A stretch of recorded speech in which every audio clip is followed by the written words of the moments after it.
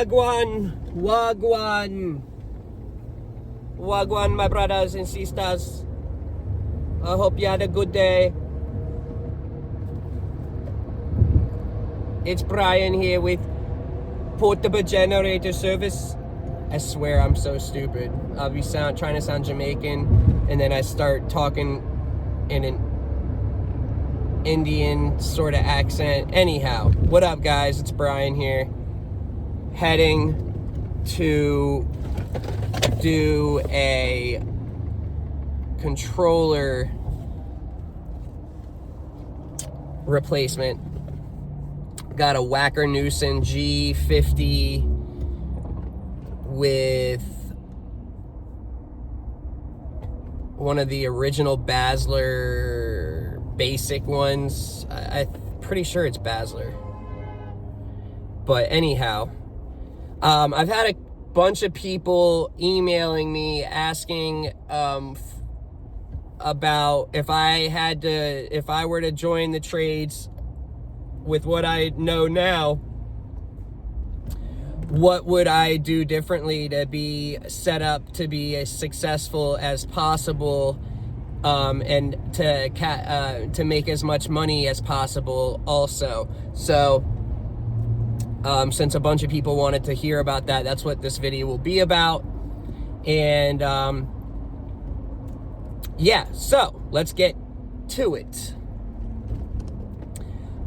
So if you've watched my videos, then you'll know that I've got a background in electrical. I was going to be an electrician, ultimately doing residential wiring, and I was doing the electrical apprenticeship 4-year program.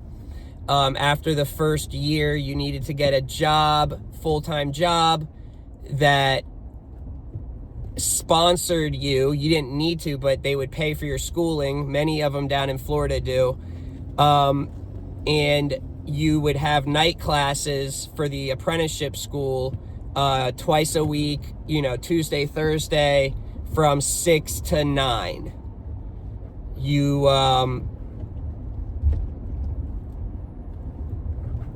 did that twice a week. You worked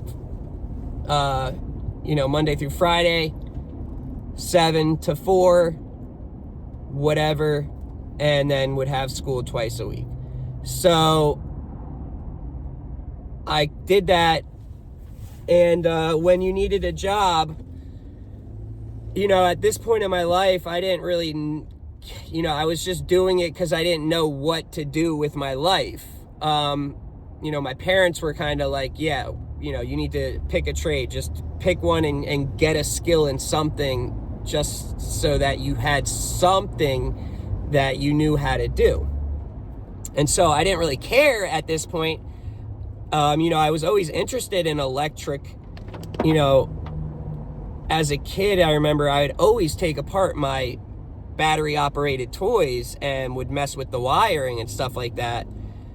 But so anyways, I didn't care. So I go on Google. I'm living at my parents' in Boca Raton, Florida. And I type in electrical company, Boca Raton, Florida. And I chose the first one. And it was a generator company that did installations, and it had a service department. It also had a gas department that, would do tankless water heaters and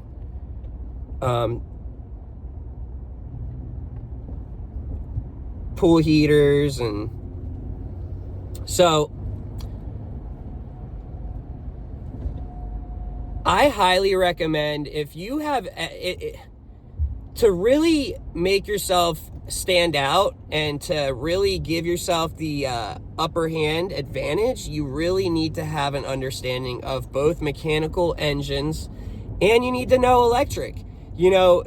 Only knowing DC voltage is not really enough, because that is just basically, if you know engines, then you should know DC voltage, since that's what the cars use. But you still are missing half of what makes up a generator. A generator is an engine, and then it's the back end, the alternator. I'm not talking about the DC alternator in a car. which the generators do have, talking about the main AC alternator that the engine spins to produce voltage. So I didn't have any engine experience when I first started, and I didn't have electrical experience. I was doing the apprenticeship, but that was it. And, but I really wanted to learn. And luckily, the owner somehow, some way was building his house and said, help wire my house with the, be a helper to the electricians, and then you can come to my business. So I got almost a year's worth of residential wiring while I was going to school, learning the actual theory of AC, DC, electrical, plus, wiring diagrams and symbols and, voltage drop calculations and, the wire sizing, the AWG wire sizing in relationship to the amperage that each wire is rated for. And so got some hands-on doing residential wiring. They bring me over to the business where I got put on a installation crew as a helper, helping mount transfer switches. I'm not going to go into detail because I've already talked about this. Ultimately, you really want to have experience from the ground up. If you're starting out, you probably won't get hired at an industrial or a commercial company if you have no experience. Start at a residential company. You want to get everything. You want to get installation experience. It will help you down the road if you've got to mount or swap out transfer switches or, that sort of stuff. And once you get proficient in doing installations and learning about what, the generator is, how it powers the building and the transfer switches and etc., you want to get experience doing service work, doing the maintenance on the generators and the troubleshooting. And so, you got to be aggressive. First off, make yourself stand out. I became the highest rated employee. So I got favored. I could get away with a lot of shit. And they would do what I asked because customers were like, we want Brian to do our install. Or we want him to service our generators. And so I said, I was like, please, I want to be cross-trained. I want to be able to do everything, and they sent me to schooling. Any sort of training that a business offers you, you do not ever turn that down. Like never. And you ask and you talk to your boss and whoever, and you ask, what do I got to do to get training? What do I got to do for you to send me here or, let me get experience doing this? You got to ask. If you don't ask, you're not going to receive, okay? So you've got to be aggressive in what you really want. So you need to have electrical and engine experience or training. If you were a mechanic or you grew up as working on vehicles, then I highly recommend doing a 4-year apprenticeship electrical thing. You still go to work. It will really, really help you down the road. You would be surprised how many techs in the industry are only good at just engine. They're not good at electrical. You want to be both. That's what companies need. That's what will get you hired compared to someone else that's applying. Also, I recommend to not try and go to the best business in a way. It's hard to explain. When you're new in the industry, let's say you start at the best company out there and you get a ton of experience, but you're only making 14 an hour because you're brand new. But you gain so much experience in a year that compared to another person, you have 3 years of experience, right? But if you were to ask for a raise, they're only going to give you like $1 raise. They're not going to give you what someone with 3 years of experience would get paid if they were hiring them, even though you technically would be just as qualified. So with that being said, I take that back. You work at whatever company you know is good. You find the best techs to work with, and you try and get in with them, and you do whatever you can to work with the best, and you learn from them. Buy the tools that they have. Ask question after question. Discuss the reasoning and thoughts that you have and ask what they think. Is this how it really works? Yada, yada, yada. Do not burn your bridges, but you want to go up the ladder in the sense of you start residential, generator install. You want to have some install experience, then the service experience, and then go towards strictly service. Once you get some residential, go to the commercial, find a commercial generator company, one that does businesses instead of just residential, or it does resi and businesses. Once you get that experience and you have a couple years of troubleshooting and whatnot, as long as you're learning, then you stay there. But it got to certain points where I wasn't learning anymore. They weren't, and then I went and found an industrial business and worked for them, and got multiple training courses from each different company that I worked at. And every company you work at, you find the best generator tech there, and you talk to them, and you let them know, listen, man, I don't want to be annoying, but I really want to learn this stuff, and you really seem knowledgeable. Can I call you if I have any questions, or if I want to just discuss about different things? And I've never been told no.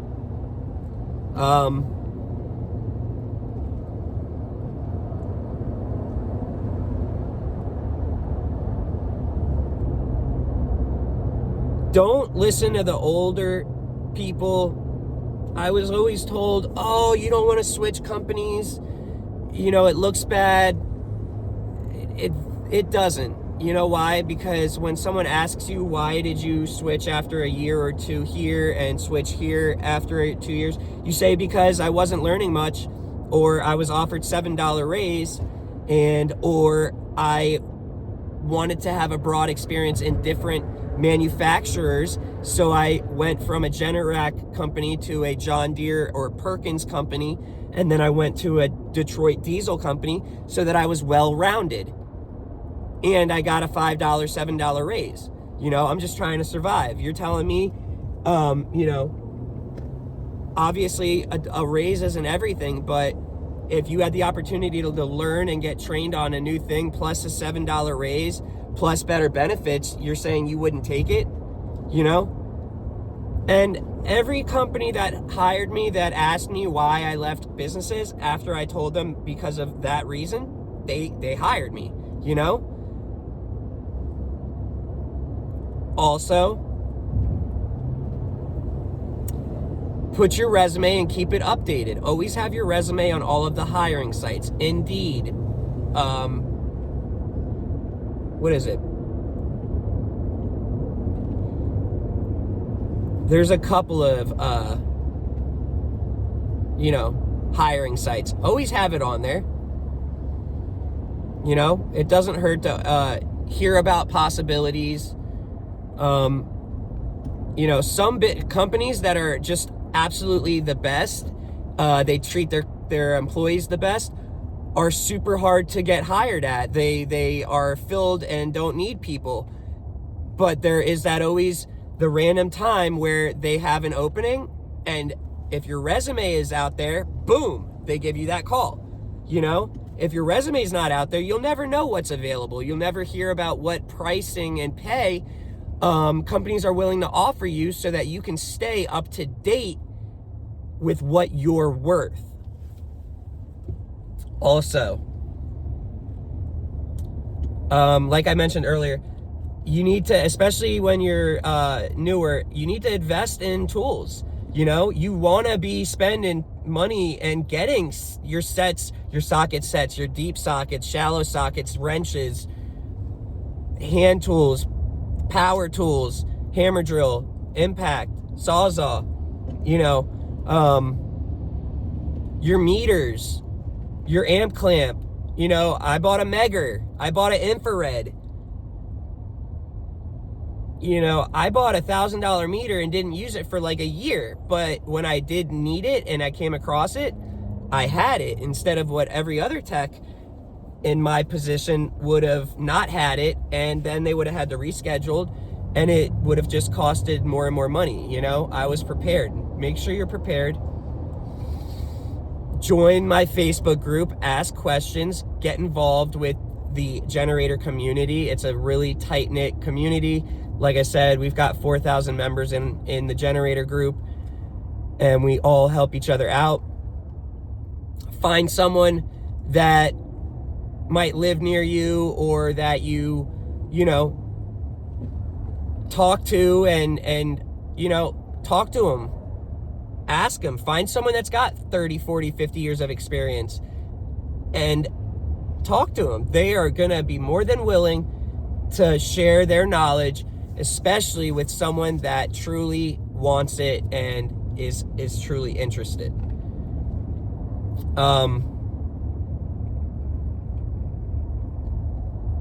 But ultimately, you want to somehow get some training on both sides, the engine and the electrical. It will really set you apart. You need to learn about computers and, you know, running programs and all of that. You know, that helps too if you're computer literate. Let me see here. You know, there was an opportunity to get OSHA 10 certified, OSHA 30 certified. I did them. You know, it was a lot of work, but that just says so much. I got the opportunity to get EXA Journeyman to take my test. You know, that certifications, I hear people ask me, you know, oh, is it even worth it to get this certification or that? You know, other people say it's not even worth it. I bet you those other people are not making top dollar, and of course they're going to say it's not worth it. It is worth any and every certification, any class that you can take, you list on your resume.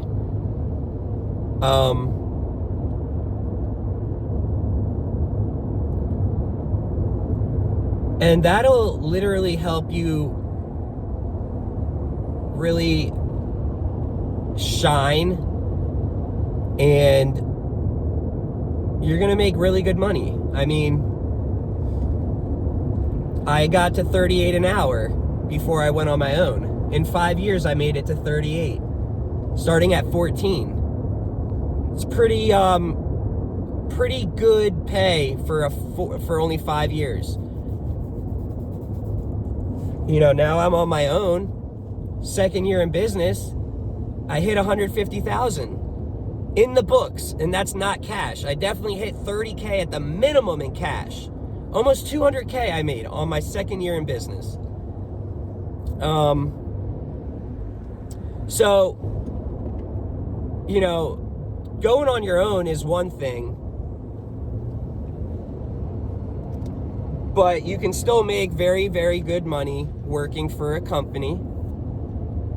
I highly recommend finding a OEM not a mama and pop.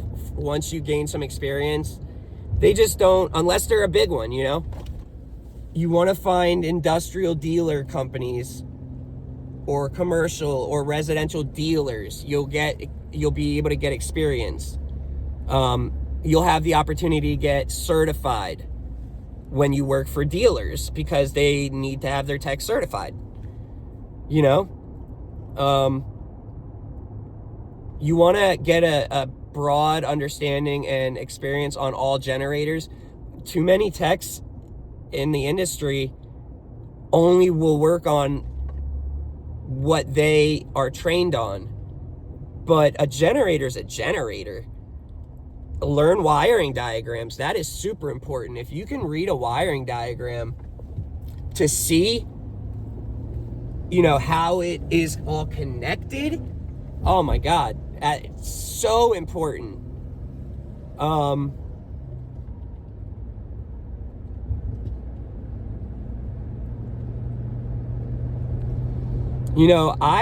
I love generators. I work every day, and it's not work to me. I enjoy it. It's fun. It's exciting.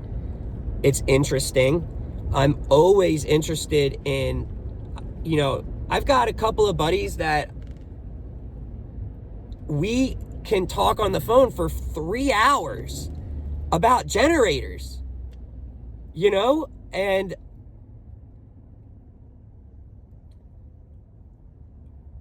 you got to find people that love their job and their career as much as you do. And you will, just by discussing stuff, talking, asking questions, this, and this, you learn so much.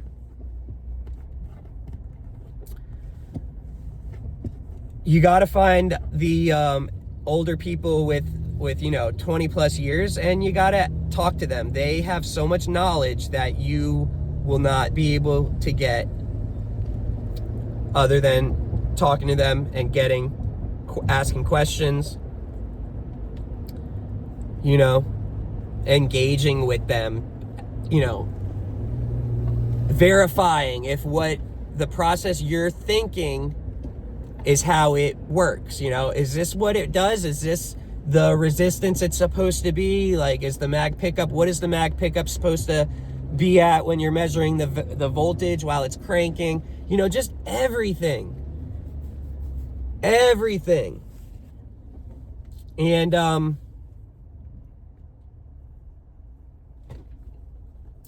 that's really it. You just gotta always be interested, and you're always gonna be learning, no matter what. Every there's always new engines, new products, new transfer switch designs that you need to learn, programming. Just be very eager and willing to learn when you first start. Be willing to work the weekends or whatever. You got to play the game. Find the best techs. See who the best techs are, and figure out a way to connect with them and have something in common with them. Get to talk to them. Get to become friends, and tell them, like, dude, look out for me, man. I really want to learn. Like, please bring me along with you. If there's ever a job you need help with, like, ask for me to come help, And like I said, when you ask, you shall receive. When you don't ask, you don't receive. People aren't reading your minds, and people don't care about you. So you have to get what you want. You have to go out and demand it.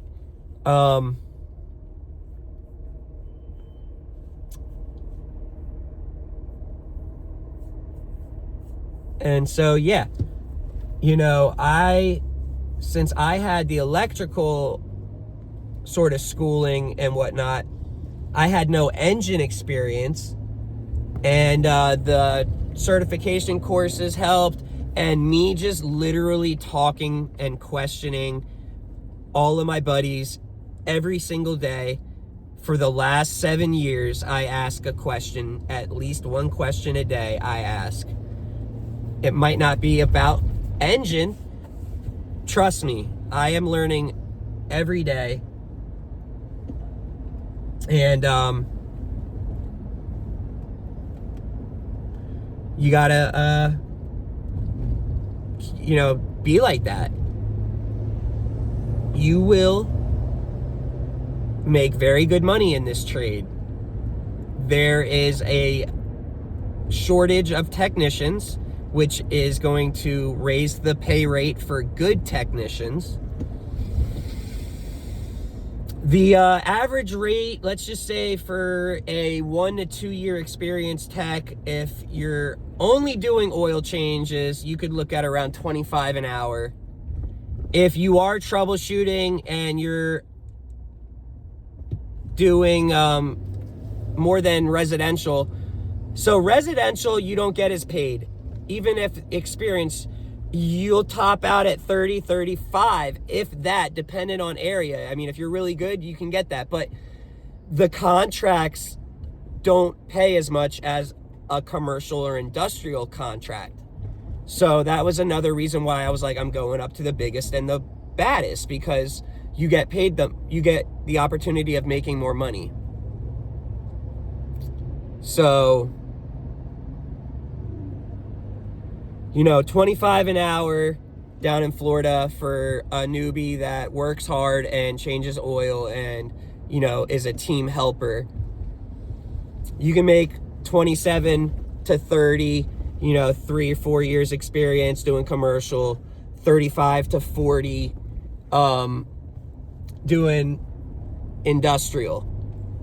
Then once you have a 15-year, once you're 10, 15 years and you're a senior tech, let's say you stay at a company, you can make 45, 50 an hour, but you got to look for it and you got to ask and figure out where the best opportunity is for you to make that money, Like I said, typically residential, you're going to not have the opportunity to make as much money if you were in industrial. A 10-year technician that is an expert residential tech versus a 10-year expert industrial tech, the industrial tech's going to make more money 95% of the time. So some people don't like industrial. Some people don't like the big stuff. Some people don't want to work on the big things, and that's all good. I'm just telling you what I've experienced and how I would do it.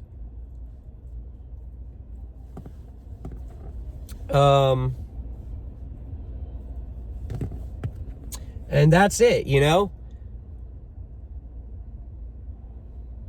Luckily, that was how I ended up going about it all. Now, I didn't realize that, I was doing a certain thing because it would benefit me. It was all just luck. But, it was luck that I did installs and residential. And it was luck that I only went to commercial. And it was luck that I then went to industrial. It was luck that I load banked a ton at one point. It was luck that I fuel polished a ton at one point. And it was luck that I did installs and, went from a helper to a team leader running my own crew and stuff. It was all luck, but you got to get all of that experience to really be a well-rounded. This shit's dangerous. You're messing with 480, 277, thousands of amps. Once you're getting up there, you can die real quick. There can be a major accident real quick. It's hard work.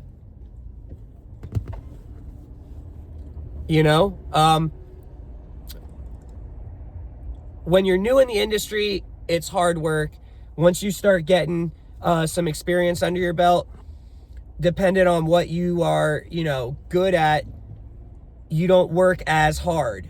You do more of the troubleshooting instead of like the oil changes or the load banking, which is hard work. Each set of 50-foot cable is hella heavy. And so you don't do that as much. You're going to do troubleshooting using a laptop, connecting, figuring out why is this happening, etc., etc.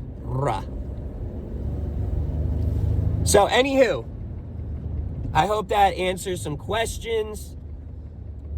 If you have anything else you want to hear about, let me know.